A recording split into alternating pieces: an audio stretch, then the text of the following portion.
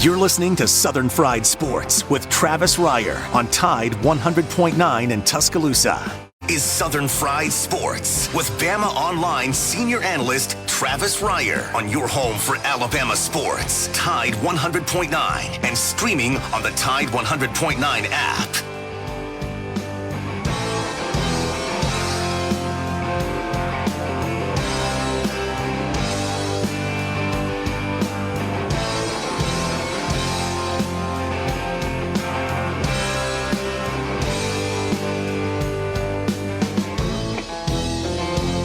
If I make it through this year, I think I'm gonna put this bottle down. I guess as time goes on, I'll grow to miss it less than I will now. And I think I'm gonna tell her that I'm gonna go away for a while, till I can get this demon out. It is 11 a.m. on a gorgeous Wednesday morning in West Central Alabama. It is time once again for Southern Fried Sports on your home for University of Alabama Athletics. Tide 100.9 FM. Travis Reier, senior analyst for BamaOnline.com, with you each and every weekday morning from 11 a.m. until noon. The show, as always, brought to you by Peterbrook Chocolatier, where once again, for the 14th year in Tuscaloosa, Peterbrook Chocolatier continues to put the sweet in sweetheart. Doing it again with Valentine's Day upon us coming up this Sunday. They are rocking and rolling over there under the watchful eye of the Chocolate Lady, getting all of your Valentine's Day treats ready for you.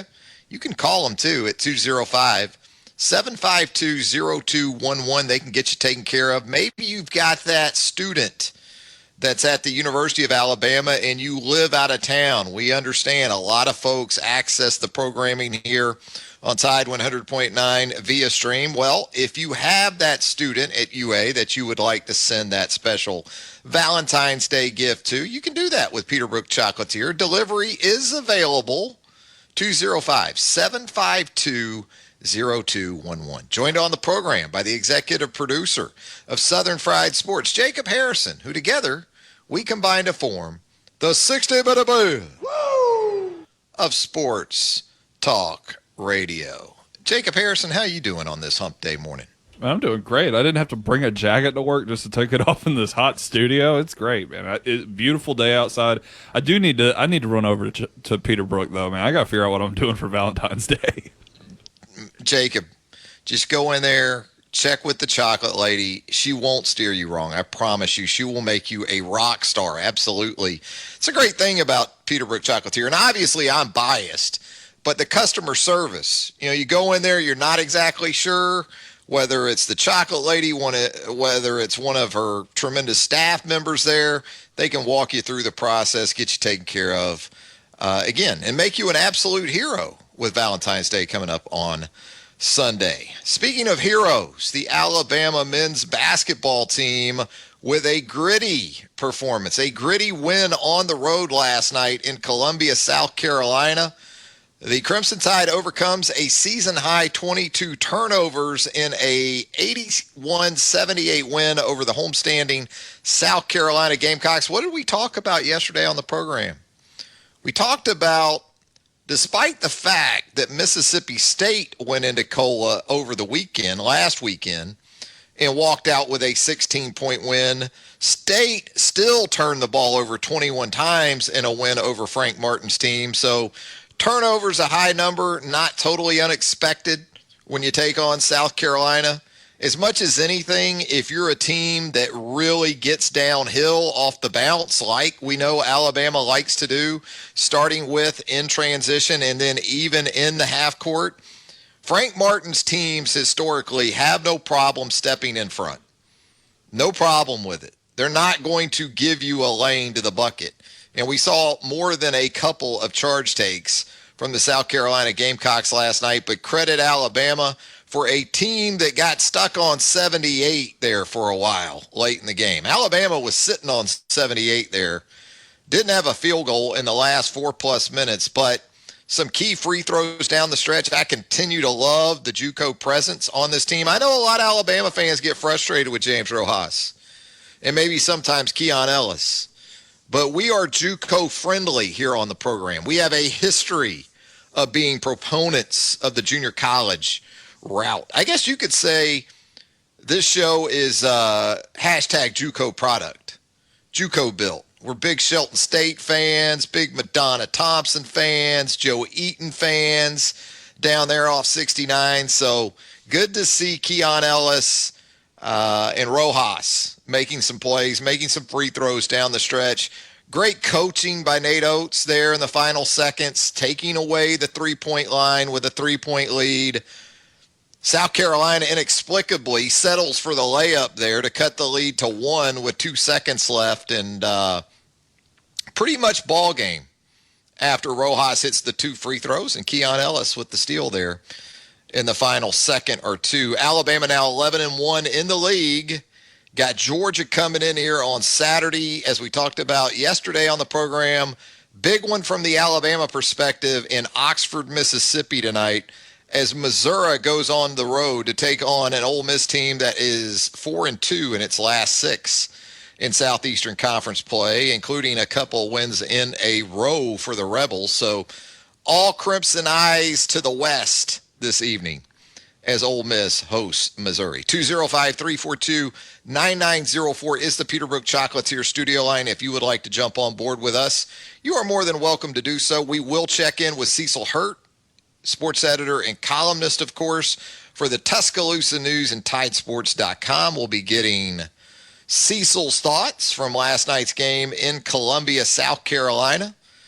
We'll also get into some topics related to this college basketball season and how it has only increased the strength of the hold that Nick Saban has as the best coach in all of college athletics. Okay, so maybe we'll narrow it down to the 2 sports that are clearly most visible among college sports fans. When we talk about college football and men's basketball, you know, when you look at right now, some of the legends in recent history of college basketball, and most notably Coach K at Duke, and even when you start talking about guys like Tom Izzo, John Calipari at Kentucky, Jeff Goodman of Stadium.com had a tweet last night that sort of outlined the struggles of K, Cal, and Izzo. Each of those 3 teams right now, Duke, Michigan State, and Kentucky, as of last night, were in 10th place in their respective leagues. Meanwhile, Nick Saban, in the same pandemic conditions, he himself being infected by COVID-19 at one point during the 2020 season, all Nick Saban does is go 13-0 and win his 7th overall national title as a college football coach. I mean, when we talk about sort of the post-Bryant and Wooden era, is it even close right now in all of college football? If you combine college football and college basketball right now, is it even close? I think the last 3 or 4 months, it's only just separated Nick Saban even more from the likes of Coach K. Coach K's had legitimate concerns about the virus. I get it. But his team's still playing. They're not playing well. Lost again yesterday to Notre Dame at home. Again, 10th place in the ACC for Coach K. Could you imagine? Could you imagine that right now? I mean, you'd have to go back to really 2007 to consider even that kind of scenario for Alabama football under Nick Saban. The last 13 seasons, it's been national championship hunt each and every year. 2010 bowed out a little early with that loss in early November to LSU. That was a 2-loss team in 2010. But other than that, it's Thanksgiving weekend with everything on the line since 2008 for Alabama football under Nick Saban. 205-342-9904. Let's go to the Peterbrook Chocolatier studio line right now, where I believe we have Corey waiting on us on this Wednesday morning. Corey, how you doing, my man? Hey, Travis, how you doing this morning? I am doing great. I know you're excited. You got your Alabama softball cranking up Friday morning out in Austin, Texas. Now, are you going to have access to that Longhorn network? I'm not sure I have access to that, Corey. I think I will be able to. Very excited to see what this team will be able to do. I know this team will be looking to rectify what happened the way they started off last year. I think we would not be. I think we would all be disappointed if we didn't come out to a strong start. Now, I will say this: I don't think we need to panic if we don't come out 5-0.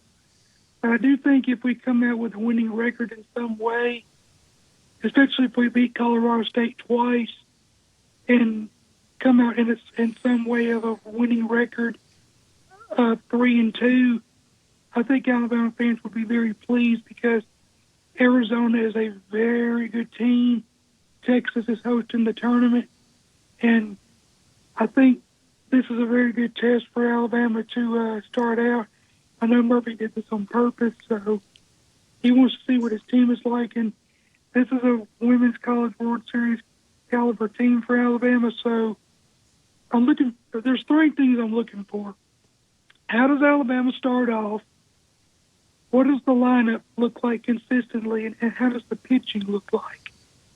Or I'll throw in a fourth thing. How does Claire Jenkins in the infield and the outfield with Alyssa Brown, like the injuries, how do the players come back from injury? Mm-hmm. Right up the middle. Those are the things I'm looking forward to. I think we all know that the injuries hurt Alabama last year, but I think this is a healthier team, and I think this team is locked and loaded for a World Series run, and it all starts in Austin, Texas. Yeah, it should be a team, even though it was an incomplete season.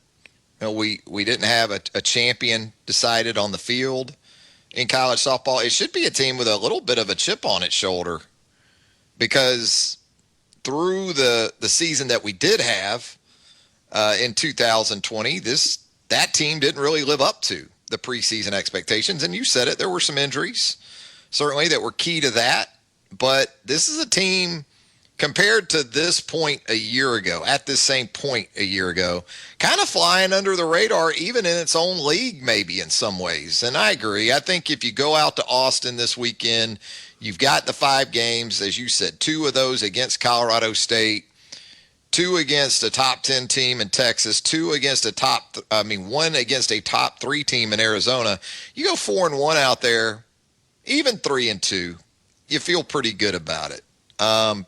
You got to take at least 1 from the 3 against Texas and Arizona to feel like you had a pretty good trip. And then, you come back home the next weekend. It's an interesting Easton Bama bash because you have a non-conference game against a conference team in LSU here in Tuscaloosa 1 week from Sunday. So that's a top 10 team in its own right. And again, a nice early test for Murph and his team. Anything else for us, Corey? What are your thoughts on, do you think this team is going to show out this season? I mean, this roster, again, you hate to lose Skylar Wallace to a conference opponent in Florida. I mean, she is a world-class type player, all right? So I'm not going to discount that departure from a talent standpoint. I don't know what the situation was like maybe within the clubhouse or within the team dynamic. So I can't speak to that. I'm just talking about in terms of raw talent. And I'm a big team dynamic person, big on that. So I don't know how that was impacted with Skylar. But yeah, I mean, when you just look at this roster, KB Sides, Alexis Mack, Kaylee Tao, Bailey Hemphill, it just goes on and on. Claire Jenkins coming back from the injury, Lexi Kilfoyle going into her second season, the pitching depth. Everything's in place for this to be another team that goes to Oklahoma City. Hey, Corey, we appreciate the call. Montana Fouch, you could say something was wrong with her, and she's worked hard to not let that happen again. And, you know, you want her to improve from her freshman year, but you want to see her take the next step and get even better. I'm sure she's done that. And, you know, it'd be nice if we could have that. I'm sure we will have the Montana Fast like the skillful 1-2 punch, and behind them have Sarah Cornell, Crystal Goodman, then add the two freshmen back there. But this should be a very lethal pitching staff and a very lethal lineup. It's just, can you navigate that first weekend and get some good confidence going, and then as you make your way through the SEC, make your way through that schedule, and then get a top 8 seed, and then make your run through Oklahoma City. Yep, you got it. All right, Corey. Thanks for the call. We'll talk to you again soon. Good talk to you, Travis. Roll Tide. There he goes, Corey. He's fired up. We're all fired up because we've got Alabama softball cranking up this weekend, and then we have Alabama baseball here in Tuscaloosa the very next weekend. You'll have baseball and softball here in Tuscaloosa the weekend after this. You know what you also have? Continued discussion of Alabama potential first rounders for this 2021 NFL draft. I know Jacob Harrison, he goes over these mocks with a fine-tooth comb. I know he does. I'm sure he has already poured over this Todd McShay latest mock first rounder. Alabama, it looks like, Jacob, with, by my count, 6 first rounders, 4 of those on the offensive side of the ball. If you did check out that McShay mock, did anything surprise you with it? Maybe were you surprised to see Todd forecast the Bears making a trade to get up to that 12th spot in place of the 49ers and take Mac Jones at the quarterback position? Because our very own Joe Gaither, right here on this Southern Fried Sports air a couple weeks ago, vetoed the potential of Mac Jones in Chicago, citing Mac's perhaps inability to drive the football well enough from an arm talent perspective when December and January roll around up there in the North Midwest. I thought some of the more odd things that Todd did in this mock was 4 straight quarterbacks to start, then have the offensive tackle Penny Sewell, and then 3 straight wide receivers, and in the mixture of that, 3 straight Alabama players to kind of round out his top 10. That was really, really weird. But I do agree. I did not think that Mac Jones heading to the Bears would be a good situation for Mac Jones at all. And it's not just because of the arm strength, but it seems like for a long time now, similar to what Russell Wilson has complained about in Seattle, is that Chicago has not had good offensive lines, and something that Mac is going to need early on in his career is a good offensive line. People love to rag on him about his lack of mobility. Well, the last thing you need to find out in the middle of December is, A, you can't push the ball downfield because it's windy, and B, you're not getting protected. That is very true, and I agree with you on McShay's mock, man. He went quarterback, and we've talked about the quarterback fever, that we know these teams, for all the public stances that they might take in January and February, that goes out the window typically by the time early to mid-April rolls around and the quarterback fever ramps up. And obviously Trevor Lawrence at the top of the draft, but McShay has Zach Wilson of BYU going number 2 overall to the Jets. He has Carolina moving up to the 3 hole and taking Trey Lance. Played in just 1 game last fall as the quarterback at North Dakota State. McShay has the Falcons taking Justin Fields at 4, and then that run on wide receivers that Jacob alluded to. He has Jamar Chase, Todd does, as the first wide receiver off the board to Jalen Hurts and the Eagles at number 6 overall. Then he has the 2 Alabama products, Devontae Smith at 7 to the Lions. Please don't do that to Devontae. Please don't do that. To number 6. And then what Jalen Waddle would probably prefer quite a bit in that proposed trade with Carolina, Miami goes down to 8 and takes Jalen Waddle there. And then he has another Alabama guy, Patrick Surtain, going number 9 overall to the Broncos. As we talked about, Mac Jones, 12 to the Chicago Bears. And then you have a pretty good gulf between Jones and the next Alabama selection, which according to Todd McShay would be Najee Harris, who we've seen more than once now in that number 30 overall spot to the Buffalo Bills.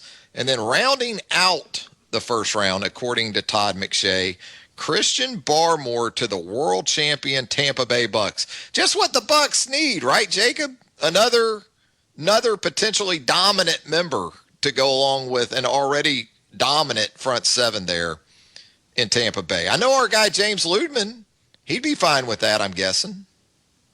Well, that would be actually very ideal for them because they're going to have a hard time bringing everybody back after they re-sign Shaq Barrett and potentially Chris Godwin or Antonio Brown. That's going to leave guys like Ndamukong Suh, looking to head out the door. So, I really like Christian Barmore to the Bucks there. There were a few here that I really loved, like Najee to the Bills again. And then there was a few that are just the head scratchers like Mac Jones. Yeah, Todd outlined those free agency concerns for the Bucks when you talk about that front seven: Shaq Barrett, Levante David, Sue, just to name a few there that organization's got to try to figure some things out with. We're going to head to our first break. When we come back, sports editor and columnist Cecil Hurt of the Tuscaloosa News joins us on a Wednesday edition of Southern Fried Sports right here on Tide 100.9 FM right after this.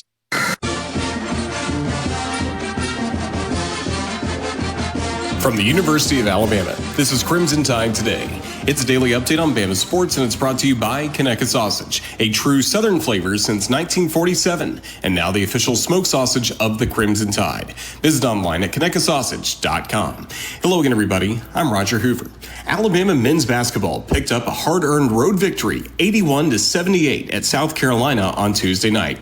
Head coach Nate Oates addressed the media after the win. Coach Martin, how hard he gets his guys to go, and I knew it was going to be a battle. It would have been nice to open it up, but it's not bad to win a close one either. I think we're 3-3 in 2 possession games. Last year we were 4-11. We put a big point of emphasis on learning how to close. I thought we did some dumb things late in the game, but we did enough to win it. And Rojas steps up, goes 4 for 4 at the line late in the game. I'll have more in a moment.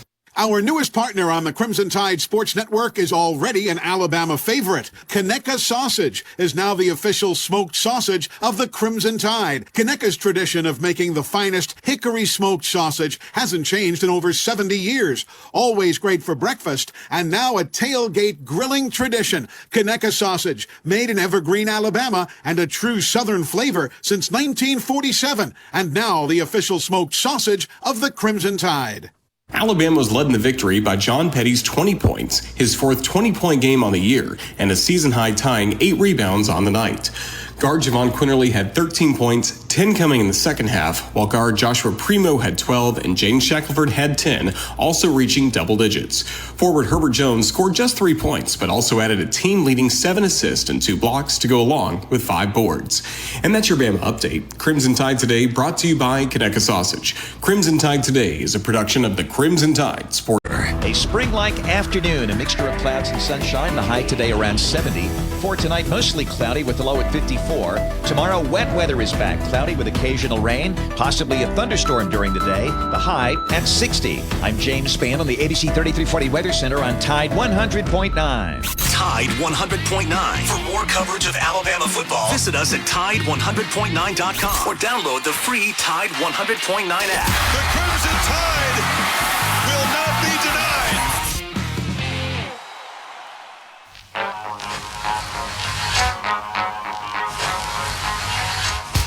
Chuck, they out to get us, man. Yo, we got to dust these boys off.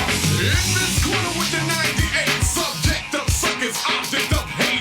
Who's the one some think is great? I'm that one. Son of a gun. Driving by, waving my fist, making them mad when I'm going like this. Top Gun, never on the run. You know not to come, cause they all Back with more Going quicker in the speed of a Wednesday edition of Southern Fried Sports right here on Tide 100.9 FM. Rock and Roll Hall of Famers. Did you know that? Public Enemy, one of 4 rap acts currently in the Rock and Roll Hall of Fame. They dropped this LP Yo bum rushed the show back in 1987. Pretty good timing considering the Rock and Roll Hall of Fame today announced its 2021 nominees. Pretty stout group. I guess my big question when looking at this list, and we'll bring Cecil Hurt on to get his opinion, get his thoughts. Tina Turner isn't already in the Rock and Roll Hall of Fame? Wow. Cecil, have you seen this list of nominees today?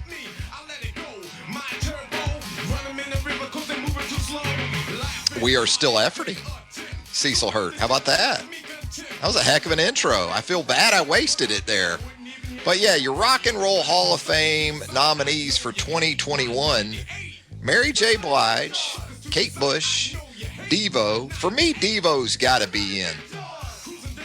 You talk about something totally different. Not necessarily prolific when it comes to hits. Did a pretty cool rendition of I Can't Get No Satisfaction. Whip It, of course, back in the day was huge. How about Dave Grohl? I guess he's just everything he touches is going to go into the Rock and Roll Hall of Fame. Foo Fighters are going in. We know that. Talk about the last 2 decades plus. There hasn't been a rock and roll act as prolific and one that has sustained at the level like the Foo Fighters have. They're a slam dunk, I would think. The Go-Go's, that's nostalgia right there for old TR. We got the beat. Our lips are sealed. Yeah, I got the Go-Go's going in my personal Rock and Roll Hall of Fame. I think Iron Maiden's got to go in. Talk about the genre of heavy metal. Again, that's probably the nostalgia talking because that aforementioned older brother of mine, I sort of had that brainwashed into the old frontal lobes back around 83, 84, 85 as an impressionable high schooler back in the mid-80s. Iron Maiden all the time, man. That's all I had pumped into my head. That one of the lead singers, probably the best, in my opinion, the best, but Bruce Dickinson said that he would turn down any sort of Rock and Roll Hall of Fame bid for Iron Maiden. Might be a little salty at this point, you know? Saw Iron Maiden multiple times, Jacob, back in the mid-'80s with Bruce on lead vocals. I'm jealous. And, of course, they had Eddie, the mascot. You know who Eddie is, right? Absolutely. The daunting figure there on all the covers. And they had it set up where Eddie would come out, you know, like on stilts, you know. Still have Eddie in my nightmares from those shows. But those were some great shows. Iron Maiden, Judas Priest, you know, when you talk about the mid-'80s. Saw more than a couple of those shows. Jay-Z's going in. I think we can go ahead and consider Jay-Z a slam dunk. For me, again, LL Cool J, if we're talking about rap acts, and I'm glad Public Enemy's in, P.E. should be in. But LL Cool J, if you're taking rap acts, he's not in. Rage Against the Machine, that'll be an interesting one. Not necessarily pop music by any means, but certainly impactful. That's some pregame music there, Rage. You want to get yourself going. Little Rage Against the Machine. Again, Tina Turner's got to go in. This is a hell of a list, by the way. All very deserving, in my opinion. It's Southern Fried Sports on a Wednesday. 205-342-9904 is the Peterbrook Chocolatier studio line. If you'd like to jump on board with us, consider this. Consider this your personal invitation. Been talking about Alabama men's basketball in the wake of the Crimson Tide's 3-point win over the South Carolina Gamecocks last night in Columbia, South Carolina. John Petty with 20 points and 8 rebounds. The goal, though, for Petty there late seemed like it got moved around a little bit. Don't see a lot of air balls from John Petty. Had a couple of those down the stretch, including a straight-on look wide open in which JP missed everything. But Petty, again, contributing in ways other than scoring. He did have 20 in the game, but also 8 big rebounds. Alabama got 34 points from its bench. Javon Quinterly contributing 13 of those points to go along with those big minutes that we talked about from James Rojas and Keon Ellis. With Nate Oates, and really most basketball coaches in general, more important to pay attention to who's on the floor late than who starts games. And more, especially in the case of Keon Ellis, that's a guy you see on the basketball floor. And he's going to lock people up defensively. And he's also shown to have a nose for the basketball. He missed 1 of 2 at the free throw line last night late. Kind of left that door a little bit ajar there late in the game. But his JUCO pal, James Rojas, stepped forward with 4 big free throws down the stretch. And so here you are, 11-1. And when you start thinking about the SEC tournament and buys and things like that, Alabama at 11-1 looking like a cinch right now to have the early round action off in this year's SEC tournament. We're going to step aside for another break. When we come back, more of a Wednesday edition of Southern Fried Sports presented by Peterbrook Chocolatier right here on Tide 100.9 FM right after this. When you think about businesses that are selling through the roof, like Aloe or Allbirds or Skims, sure, you think about a great product, a cool brand, and brilliant marketing. But an often overlooked secret is actually the businesses behind the business, making selling simple. For millions of businesses, that business is Shopify. Nobody does selling better than Shopify, home of the #1 checkout on the planet. And the not-so-secret secret? With Shop Pay that boosts conversions up to 50%, meaning way less carts going abandoned and way more sales going. So if you're into growing your business, your commerce platform better be ready to sell whatever your customers are scrolling or strolling on the web, in your store, in their feed, and everywhere in between. Upgrade your business and get the same checkout Skims uses. Sign up for your $1 per month trial period at shopify.com/try, all lowercase. Go to shopify.com/try to upgrade your selling today. Shopify.com/try. You're listening to Southern Fried Sports with BamaOnline.com senior analyst Travis Reier on your home for Alabama sports. Tide 100.9 and streaming on the Tide 100.9 app. All right, party people, bust the groove. It's guaranteed to shake your butt and make you move. I got a little something fly that's gonna keep you high. It's not a drug from under the rug. It's right for your ear hole that we call a bump. You know what I'm saying? Now bust it out. There's a lot of people out there that's building up a force of course that we call a posse. Known to be grown when you're good to go, then you go. You start up with 2 and you end up with 2,000 by the millions. You dig what I'm saying? Now there's a lot of posses out there trying to take over posses and trying to turn those posses into their posse. But when you got too much like the gears, grab the clutch and such, nobody can take yours or they'll be sweating from the pores. Trying to take what you got that's so hot from the pot till they catch a back hole and nose running with the snot. You know what I'm saying? What do you gotta say about this? Back with more of a Wednesday edition of Southern Fried Sports right here on Tide 100.9 FM. Travis Reier, senior analyst for BamaOnline.com with you each and every weekday morning from 11 a.m. until noon. And as promised, we're going to talk with Cecil Hurt, sports editor and columnist for the Tuscaloosa News and TideSports.com. Cecil, as we bring you on here, a tight one in Columbia, South Carolina on Tuesday night for the Alabama men's basketball team. Probably not a huge surprise given some of the uncertainty involving a couple of key pieces and still having a guy like Jordan Bruner out of the lineup entirely. So what were your thoughts last night to come out of that win over the Gamecocks?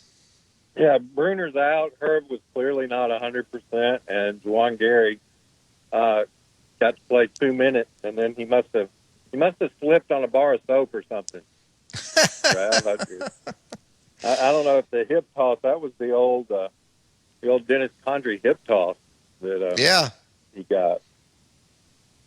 That pretty much signaled, well, until it hit 8 o'clock Eastern time. When it hit 8 o'clock Eastern time, that's when Teddy Valentine became TV Teddy. When it was let him play until 8 Eastern. He has that Apple Watch set. I think he has an alarm. Teddy does. Cecil. Yeah. When it hit 8 Eastern, it seemed like Teddy came to life. You know, suddenly the whistle started blowing. Cecil, but you're right. Early on, at least, it was the old AWA days with Nick Bockwinkel. It looked like. Yeah, poor Juwan, and don't know yet. I heard what his status will be. They're evaluating it. You know, and so you'd probably like to rest Herb, although Georgia's a little bit of a tougher proposition than people realize. Georgia's won 5 out of their last 7 games in the league. Now, they play Tennessee tonight. It'll be interesting to see how they do, but it's not just a walk in, you sit your guy like a couple of years ago when they sat Tua before the Auburn game when they're playing the non-conference game. You can't do that. If it was a non-conference game, you'd do it probably. So it'll be interesting to see. But he was clearly Herb clearly wasn't 100%. But if you don't have Gary, how many bodies do you have? I thought Reese played hard. I thought Rojas played hard. Part of the reason they were able to win. But they're spread thin. They're not much butter spread on a lot of bread at this point. Been some talk about this team's ability to close out close games, really going back to, I guess, and didn't really do it on the offensive end, but I guess that, again, speaks to some of the defensive efficiency, at least, that this team continues to display. Yeah, defended well, rebounded the ball. Want to give credit because I got on James Rojas about getting a hat trick when he got fouled on the three-point shot at Missouri and missed all 3 free throws. But he was 4 for 4 last night. Hit those 2 at the end, and those make a difference. Missouri, Frank Martin was really angry that Missouri took that 2-pointer right at the end, with 5 seconds left. But Alabama executed that perfectly. Went to put everybody on the 3-point line, dared Missouri to take the layup, and South Carolina dared South Carolina to take the layup, which they did. And Alabama knew what the situation was. Petty got up there, yanked that ball out of the net and got it into Rojas, who stepped up and hit the 2 free throws, which do make a difference. It's a different deal. If they've got to have a 3, Alabama intercepted the pass anyway, but they're not running something where they're trying to get fouled and get 2 free throws. So that strategy at the end of the game was good. They just South Carolina will defend you too, and they got aggressive, but Alabama made their free throws. How many years have you taken calls or I've gotten feedback about they just made their free throws? Well, they're making their free throws. Made them last night. So no, it was not an aesthetic marvel last night, but it's February and you're on the road in the SEC, and there have been many, many times over the years, the last 20 years, that you'd take that win and be happy to get out of town. Yeah, you weren't going to let A.J. Lawson beat you down the stretch, were you? If you could help it. Yeah. And even Keyshawn Bryant, too. Yeah, I think Lawson had 5 of their 3-pointers, and I think the rest of the team combined was like 1 for 14. Yeah. Mania hit 1, and that was the only other one that they hit. So, you were going to let those other guys take a 3. That's what it came down to, and they missed a couple. And Lawson missed 1, but and then Petty missed a couple at the other end, but Alabama had just enough and gets the extra day off now. The Tuesday to Saturday, which they absolutely need to rest up. And like I say, Georgia, 3 really interesting games tonight. But interested to see how Georgia plays. Yeah, obviously a lot of interest in Oxford, Mississippi tonight from the Alabama perspective, absolutely, with Missouri making that trip. Take all that Ole Miss help you can get. Cecil, I wanted to ask you if maybe you have a theory on this, but during the football season with COVID-19 and all the disruptions and uncertainty, it didn't seem to impact the pecking order in college football. Still Alabama, still Clemson, still Ohio State. Even within the Southeastern Conference, it sort of played out the way we expected. And, understanding Ohio State had an abbreviated season in comparison to the other teams like Alabama, Clemson, Notre Dame. But it just seems like in basketball, it's been turned upside down. Now, do you attribute this to to the pandemic, or do you think in some situations like Kentucky, maybe the mix finally didn't exactly work out from a one and done and transfer perspective? Why the big discrepancy, do you think, Cecil, between what we saw in college football with the elites and what we're seeing with the North Carolinas and the Dukes and the Kentuckys in the college basketball season? I think that there are several factors. I don't know if I've synthesized them all into a theory. I think some teams did get affected by the COVID-19. Probably LSU you could put in that boat. But also, when you're talking about the very top in football, it's years and years of accumulated recruiting to where there's no real parity in the roster. I'll give you an example. Alabama closes out the regular season at Arkansas. Did you think there was one chance in 1,000 that Alabama was going to go up to Fayetteville and lose to Arkansas that Saturday? Yeah, no. Yeah. No, because the talent is so mismatched. Mm-hmm. And this particular 2020 Alabama team is probably the extreme example of having, particularly on offense, just so much more talent than the other team. The other teams just couldn't stop them, and that included Notre Dame and Ohio State and everybody else. Even some teams slowed them down, and a couple of teams had their own offensive talent, Florida and Ole Miss. But, in terms of going to Columbia, Missouri, or going to Fayetteville,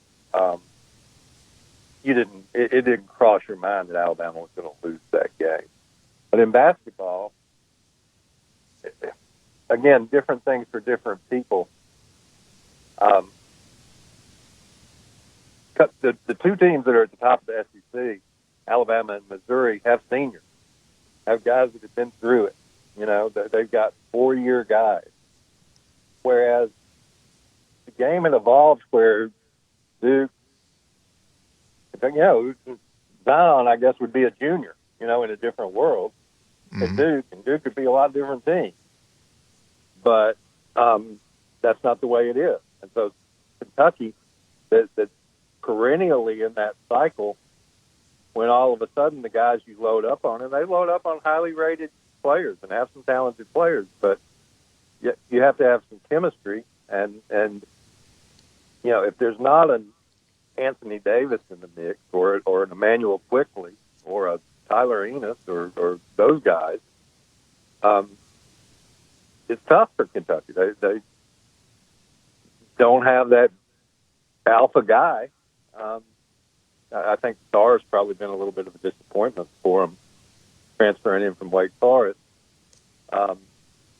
Whereas if you had those guys, if those guys were to stick around, Isaiah Jackson's going to be a heck of a college player as a junior, but he'll never see his junior year. He'll go pro this year.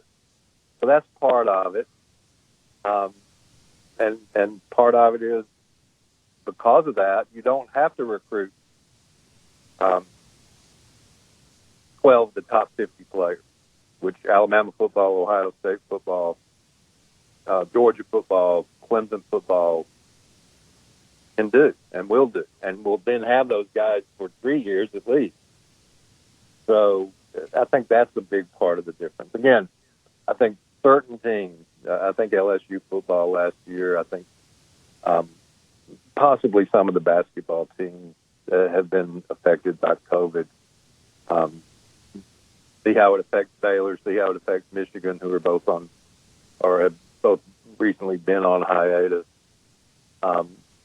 But it's just, I still think it's having 3rd and 4th year guys available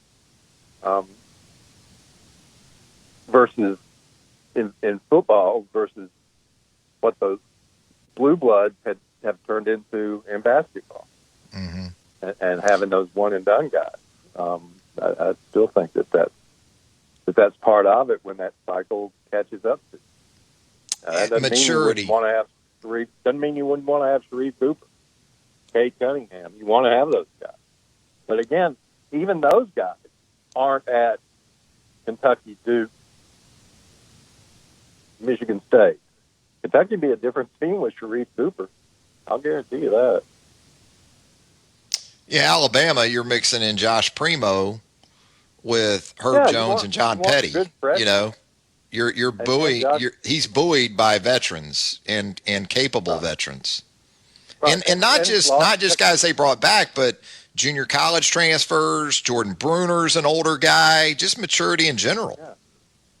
Yeah, and I think that does make a difference. And I think, for instance, the Big Ten is loaded with guys like that. I mean, Luka Garza's a fourth-year guy because he's not a prototypical pro, but he's a heck of a player at Iowa. So there's nobody as good as those Big Ten teams are, as good as Michigan is, as good as Illinois is, as good as Ohio State is. There's not a guy on those teams that you can say, well, man, he's just Magic Johnson. He's just, headed to be the number one pick and so forth. So it's a different world. Different mindsets too. Even with guys who are considered to be the greatest to do it in this era, when you look at, say, Nick Saban in football and Coach K in basketball, just the mindsets of those two seem to be completely opposite in terms of embracing the suck, so to speak, and trying to manage and deal with it. K just never has seemed on board with any of this, whereas Saban, in typical Saban fashion, adapted and went all in. I think it's a great strength of Nick Saban's personality that he does not think in alternate reality. He spends zero time thinking about, well, what if there wasn't a COVID? And what if there is? And so he's going to deal with what is, and not waste any time. For he values his time highly. Believe me, he's not going to waste any time thinking about stuff that isn't happening. The pandemic isn't going to go away. Speaking in football terms, it wasn't going to go away 1 week. It was just disappear. You had to deal with it. So he got the resources, and he's given the resources, to be fair, and explained to the team what they were going to do, and that's what they did. Now, he has the luxury of unlimited capital in that what he says, those guys believe, because it's always worked, and they've been a part of it working. And when you're talking about every guy that has come through Tuscaloosa since 2009, winning a national championship, you listen to the coach. you do what he tells you to do, and that's for players now, for a recruit now. That's their conscious football lifetime. That's since they were 6 years old. If you're a recruit, you don't have any memory, really. I mean, you might have a toddler's memory, but you don't really have any memory of a time when Alabama wasn't winning national championships. And when Nick Saban says you can come here and do that, he's not building a dream. He's talking about reality and what is. And that's, again, I think that's a part of his personality that occasionally gets overlooked. But he doesn't deal in what might be or what could be. He looks at what is and makes a plan and executes the plan. Cecil, we appreciate the time as always, my man. Okay, enjoyed it. Look forward to the games tonight. You should get out and try and get 9 in this afternoon.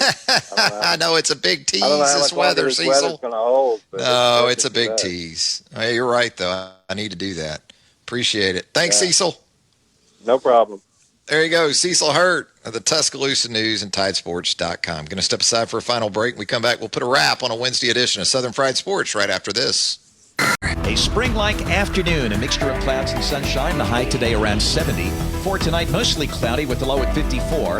Tomorrow, wet weather is back. Cloudy with occasional rain, possibly a thunderstorm during the day. The high at 60. I'm James Spann on the ABC 3340 Weather Center on Tide 100.9. The flagship station for Alabama Crimson Tide football. Alabama touchdown. Only on Tide 100.9 and streaming on the Tide 100.9 app. Mountain motion can't defy, cause I'll never be quiet. Let's start this. And hold up.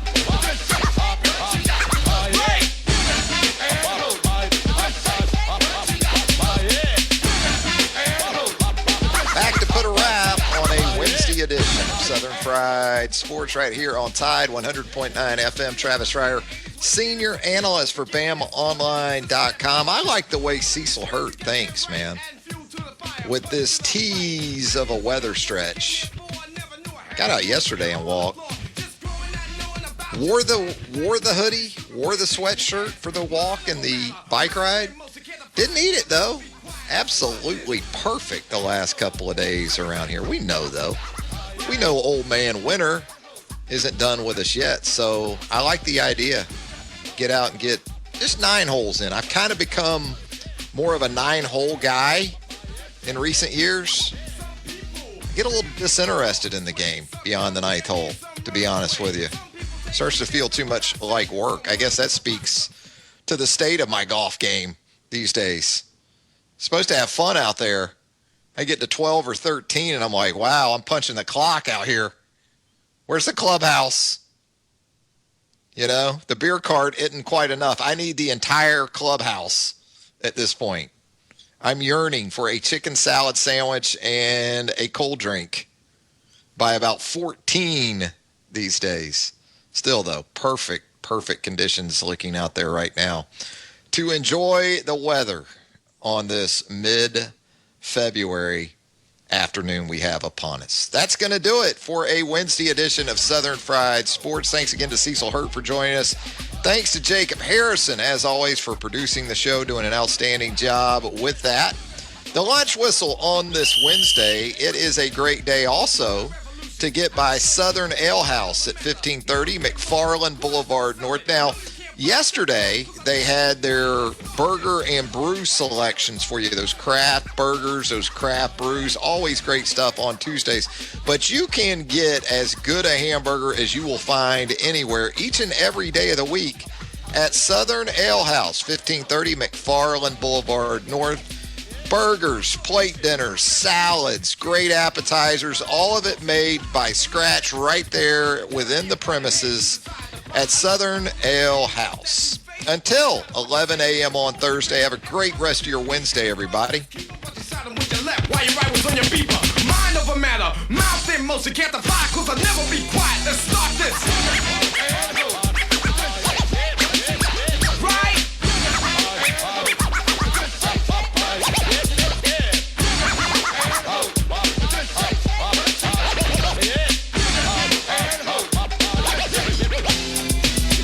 As the world turns into terrible waste, the